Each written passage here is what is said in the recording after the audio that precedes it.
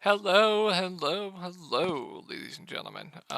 If you don't know who I am, my name is Shook. I make videos for NBA. I make videos for NFL. All these videos, they get posted on this subreddit right here. It's called DF Sports with one S. I make updates with all the news that comes out throughout the day. Anything you need, you can ask me questions about the slate. I will always reply to you before lock. These updates are very, very important because a lot of stuff changes from these videos, so that'll be linked down below. And if you ever need to get a hold of me privately, you can get a hold of me on Twitter or Reddit Messenger, or you can just comment here. That'll be the fastest way. All right, let's take a look at my lineup from tonight. So, gonna be a good day overall. And wait until you see my lineup. Come on, man.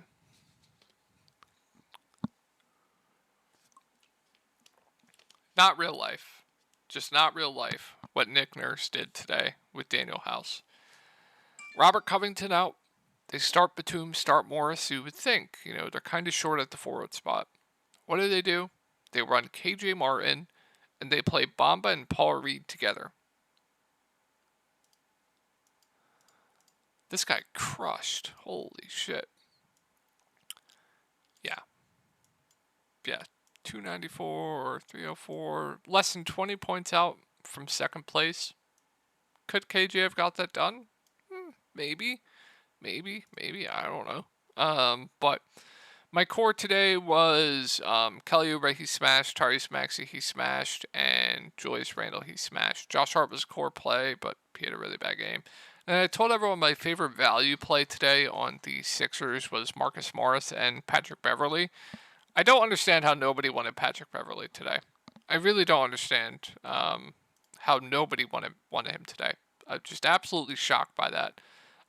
So he absolutely smashed the low ownership. That helped me. Low and Giannis helped me.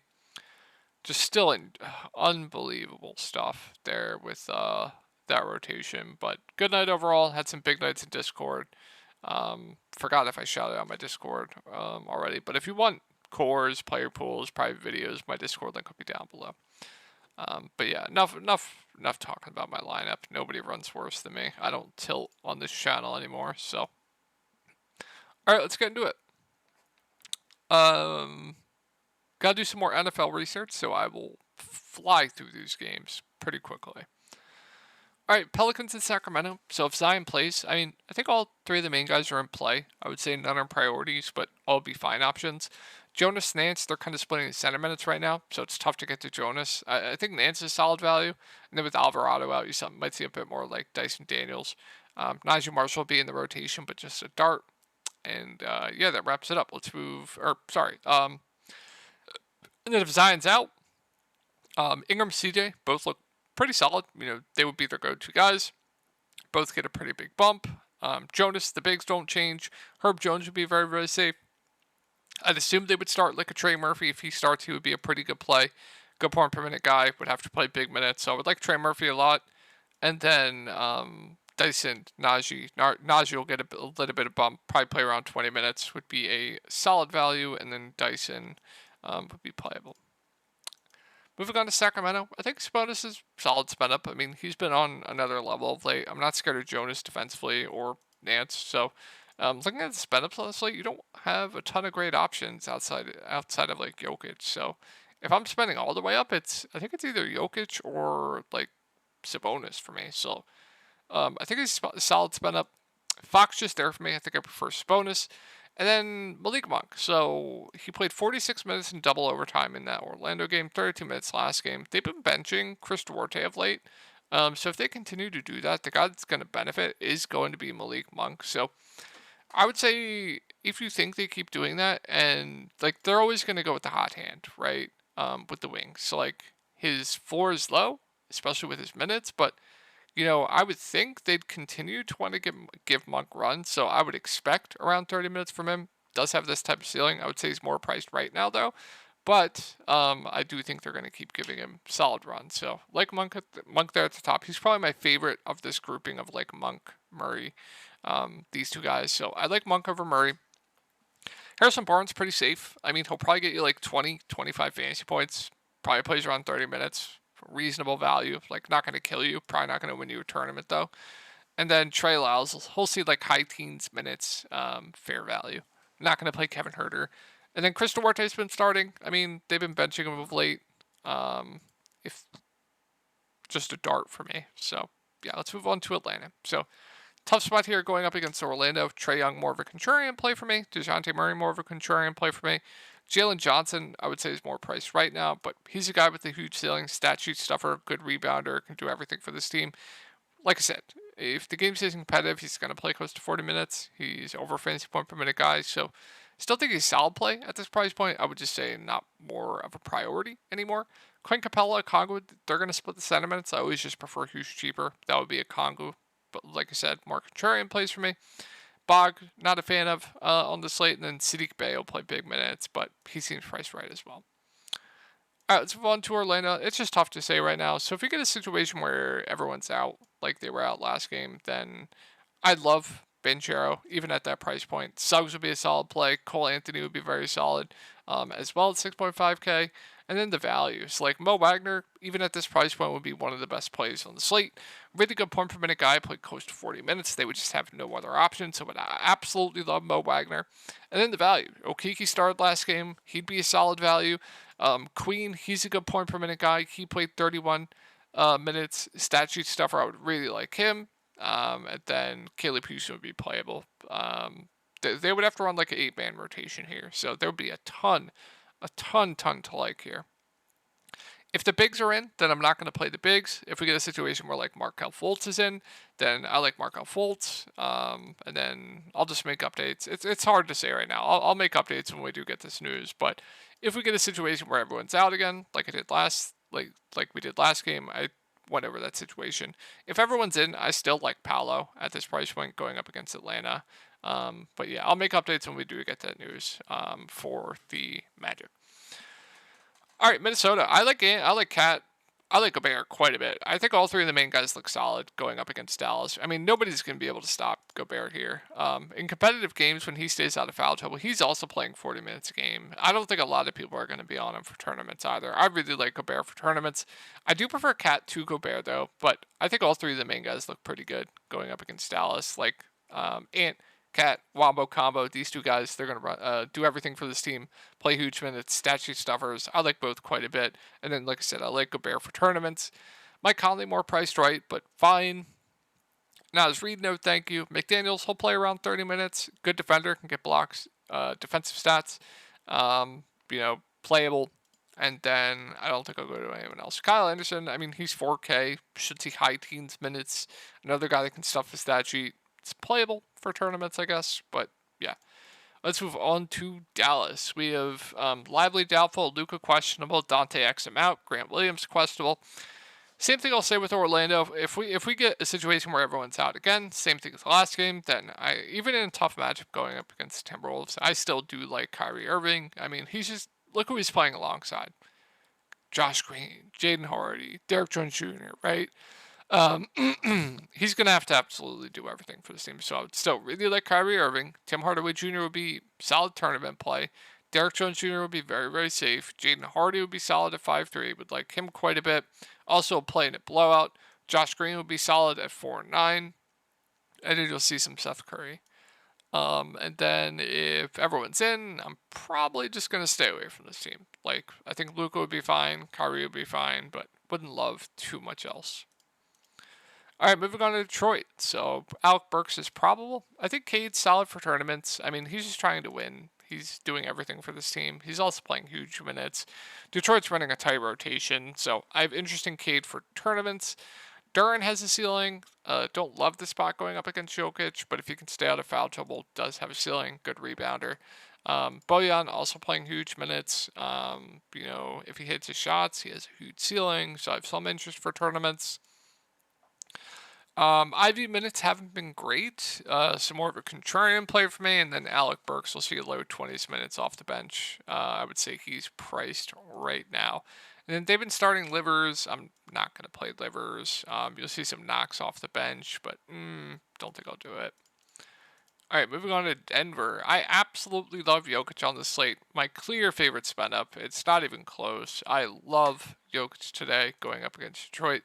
I really like Jamal Murray as well.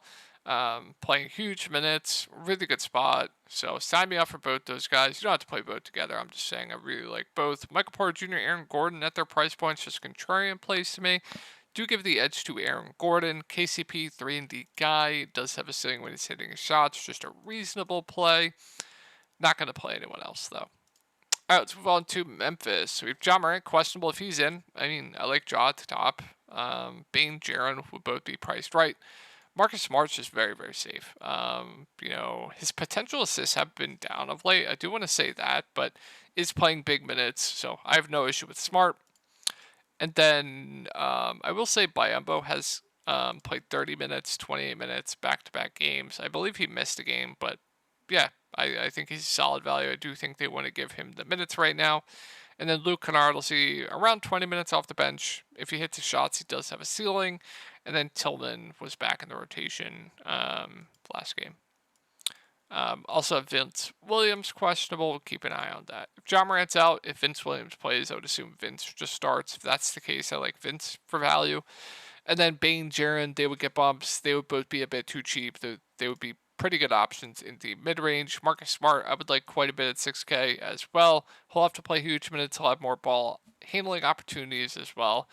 His floor, his ceiling would go up. So I would like Smart quite a bit. And then, like I said, Vince would be solid. And then I don't think it's necessary to go to anyone else. All right, moving on to Phoenix. So Katie is questionable. If he continues to be out, I like Beal. I like Booker for tournaments. It's just Booker's been so bad, but it's going to keep his ownership down. Stat sheet stuffer. I have no issue with him for tournaments. Beal, I would say playing huge minutes right now, so I still would like Beal at 7.3K. Nurk minutes haven't been great, but he's also dealt with like foul trouble and blowouts, but more of a tournament only play for me. Grayson Allen's priced right. Eric Gordon, no thank you. Bull's out. Let's see what the rotation was actually last game for the Suns. Forgot to look at that before this video. We'll do a little experiment together. Where is Phoenix? Here they are. You also have Bull out. So Metu's minutes might be a bit safer. And then, like I said, you're going to see a bit of Keita Bates-Diop and Josh Koji. Absolutely disgusting. Disgusting. So, yeah, just darts. All right, let's move on to, let's move on to Toronto. All right, going up against the Warriors, I like Quickly quite a bit. I mean, they are just running him into the ground right now. They're unleashing him. Finally. I've been waiting years for Quickly to be unleashed. Good point per minute guy that's going to just absolutely chuck when he's on the court. He's stuffing the stat sheet too. So I like Quickly. Good amount here, especially if he's going to be low owned. Siakam, Barnes, I think they're fine. I think I prefer Quickly point per dollar.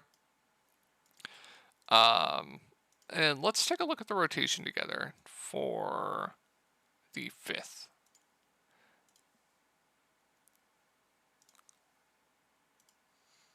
They ran 1, 2, 3, 4, 5, 6, 7, 8, 9. Basically an 8-man rotation. Schroeder played 30 minutes off the bench. Chris Boucher played 27. Guess they closed with him over Pirtle. And then Gary Trent was out. So, if Gary Trent's out, they're going to have to play the bigs. Boucher, Pirtle, they're going to have to play. He was out last game. He has actually taken minutes from Pirtle in the past. So I would be intrigued by the bigs if Gary Trent's out. If Trent's in, that could hurt them, especially Pirtle. So I'm intrigued by the bigs here if Gary Trent's out. Just thought I'd mention that.